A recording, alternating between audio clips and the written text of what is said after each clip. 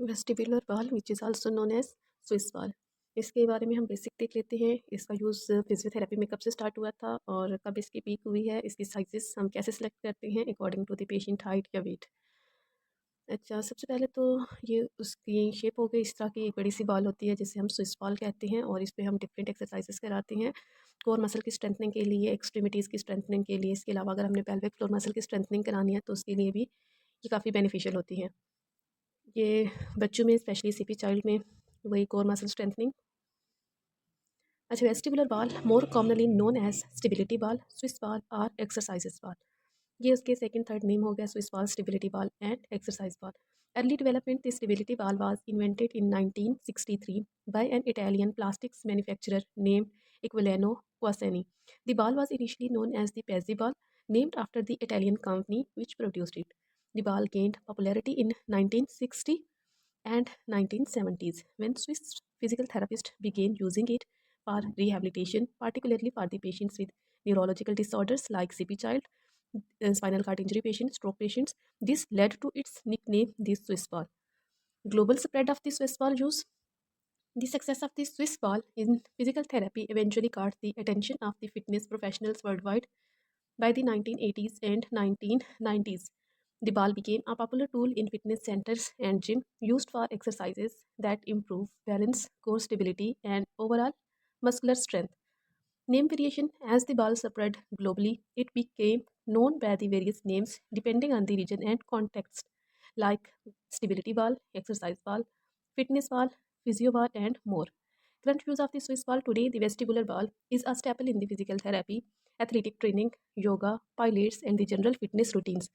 It's used for a variety of exercises that target the core muscles, improve posture, enhance flexibility, and develop balance.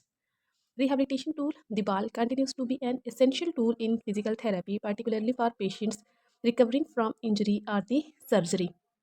Swiss ball used to retrain movement pattern, improve balance, and strength body muscles.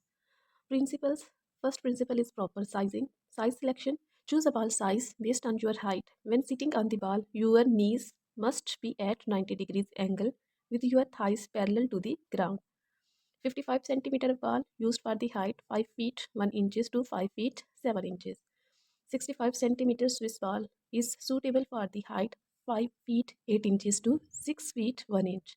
And 75 centimeter Swiss ball is suitable and more comfortable for the height 6 feet 2 inches and above.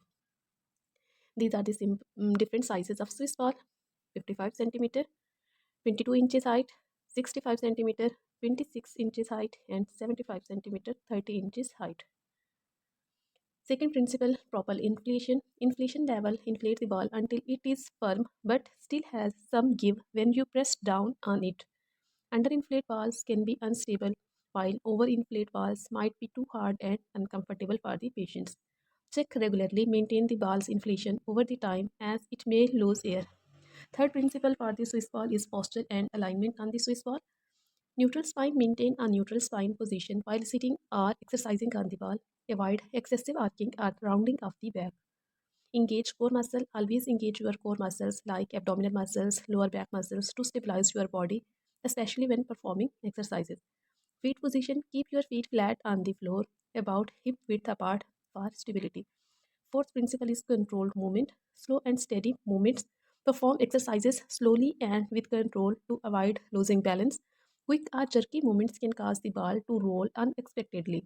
Range of motion. Work within a comfortable range of motion. Don't overstretch or strain muscles, particularly if you are new to using the ball. Fifth principle is balance and stability of the ball. Start simple. Begin with basic exercises or sitting on the ball before progressing to more challenging movements. Gradually increase the difficulty as your balance improves. Use sport if needed. Initially consider using a wall or study object nearby for sport until you gain confidence. Sixth principle for Swiss ball is the safe environment. Clear the space. Ensure the area around you is clear of the obstacles as sharp object that could pose a hazard if you lose balance.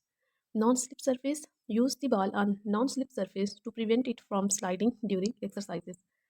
Seventh principle for ball is the listening to your body.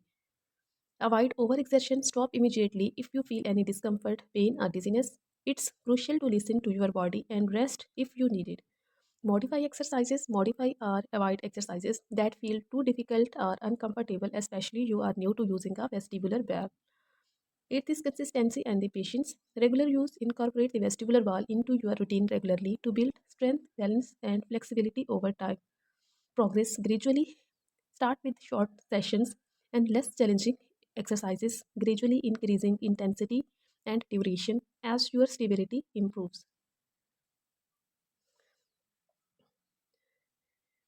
Here is Swiss ball and patient is exercising, strengthening his core muscles